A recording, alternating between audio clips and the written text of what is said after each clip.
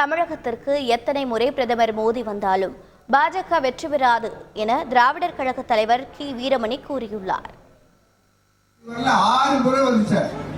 இங்கே குடியிருக்க மாதிரி 4 நாள் என்ன வருது? 4 நாள் இல்ல, 400 நாட்கள் நீங்கள் வந்தாலும் இது பெரியார் மண், இங்கே உங்கள் பாச்சா பலிக்க இங்க ஒருபோது ஏமாற மாட்டாங்க. இது தமிழ்நாடு. தூத்துக்குடியில இந்த மாவட்டங்கள்ல வரலாறு காணாத மழை. இதுவரையில ஒருத்த காசு வரல.